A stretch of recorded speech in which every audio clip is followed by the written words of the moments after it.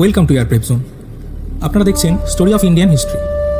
আজ আমরা ফিরে যাব 500 বছরেরও বেশি পুরনো এক সময়, যখন এক নতুন পথ বদলে দিয়েছিল গোটা ভারতবর্ষের ভাগ্য। কেমন হতো যদি এই গল্পগুলো শুধু বইয়ের পাতায় না থেকে সরাসরি আপনার সামনে চলে আসতো?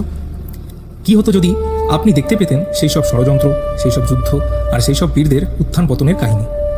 আজ আমরা শুরু করছি সেই মহাকাব্যিক পথ চলা, যা শেষ হয়েছিল 1947 সালে। আমাদের প্রথম পর্বের নাম নতুন দিগন্তের খোঁজে। চলুন প্রবেশ করা যাক সেই অতীতে। সময়টা 1498 সাল। ইউরোপ তখন নতুন পৃথিবীর খোঁজে উন্মত্ত, কিন্তু তাদের সামনে একটাই বাধা, মাঝখানে বিশাল অটোমান সাম্রাজ্য, স্থলপথে বাণিজ্যের কোনো রাস্তা নেই। তাই একমাত্র উপায় সমুদ্রের বুকে এক নতুন পথ খুঁজে বের করা।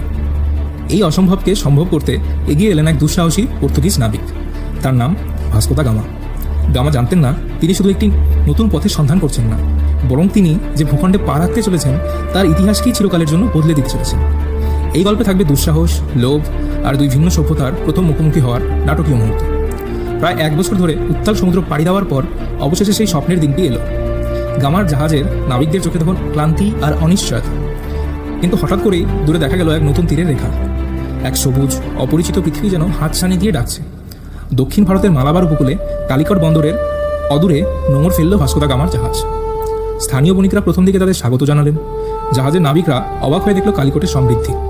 চারদিকে শুধু মশলা, রেশম আর হীরামুক্তোর পাহাড়। এ যেন রূপকথার এক নগরী। বন্দরের রাজা, যিনি জামোরিন নামে পরিচিত, তিনি গামাকে তার রাজদরবারে আমন্ত্রণ জানালেন। গামার বুক তখন আশায় ভরা। তিনি ভাবলেন এই রাজা তার সাথে ব্যবসায়িক চুক্তি করতে আগ্রহী হবেন। কিন্তু এখানেই গল্পের প্রথম মোচড়। জামোরিনের দরবারে গামা যে উপহার সামগ্রী পেশ করলেন তা ছিল খুবই সাধারণ। কিছু ভেড়া, কিছু সস্তা কাপড় আর সামান্য কিছু জিনিস। সেগুলো স্থানীয় বণিকদের পণ্যের তুলনায় এতটাই নিম্নমানের ছিল যে জামোরিন তাতে চরম বিরক্ত হলেন। তার চোখে অবিশ্বাস আর অপমান। তিনি ভেবেছিলেন এই বিদেশিরা নিশ্চয়ই মূল্যবান কিছু এনেছে, কিন্তু তিনি দেখলেন তাদের ঝুলি প্রায় শূন্য। একজন সম্ভ্রান্ত ব্যবসায়ীর মতো সম্মান তারা পেল না। জামোরিন সরাসরি গামার উপহার প্রত্যাখ্যান করে দিলেন।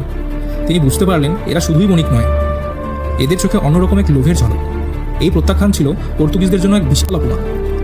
গামা বুঝেছিলেন শুধুমাত্র ব্যবসা করে এই জাতিকে বশ করা যাবে না, এখানে চাই শক্তি আর কূটনীতি।